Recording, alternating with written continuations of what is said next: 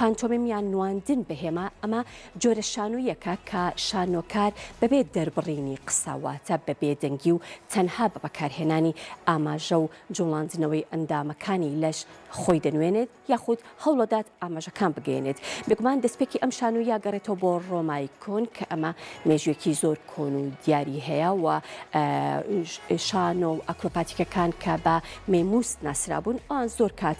ئەم جۆرە هێمایانە یاخود ئەم جۆرە یاخود ئەم شێوازە لە شانۆیان بەکارهێناوە. بێگومان هەمووشمان نەزانین کە ئەکتەری فەڕەنسی مارسێل مارسێنۆ یەکێک بووە لە بناوبانگترین هونەرمەندانی چەرخی پانتۆمیم هەژمار کراوە.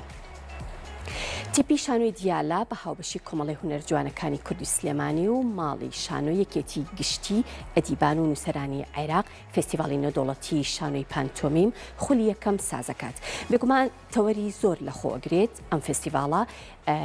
کۆمەڵێک نمایشی شانۆی لەخۆگرێت کە بە گوێرەی مەرجەکان هەڵدەبژێرێت وەکو کۆڕی هیزری و تەوەری هیزریش تایبەتە بە پانتۆمیم کە بڕێواچێت لە هەمان فێستیڤاڵ و هەمان چالاکی و کۆمەڵە کەسی تایبەتمەندی بژاردە بەشداری تێداکەن کە کارنامەکانیان تایبەت بەو هونەرە بێت و ڕۆڵە تەکنیکی و تەکنەلۆژیەکان لە بەرەو پێشچوونی ئەم هونەرە و جیاوازی شێوازی ئەداکردن لە نمایشی پانتۆمیم و سەرچاوەکانی ئاکتەر و دروستکردنی ئاماژە جوڵەیەکان و ڕستە گزارشکەرەکان لە دیمەنی پانتۆمیم هەروەها گێڕانەوەی درامی لە بنیادی نمایشەکانی پانتۆمیم و پێشەنگەکانی ئەم هونەرە لە جیهان و وڵاتانی عەرەبی و عێراق و ئاسۆی ئەو هونەرە لە فەزاکانی پەیوەندی کۆمەڵایەتیەکان و وەرکشۆپی تایبەت بە مەشق و ڕاهێنان.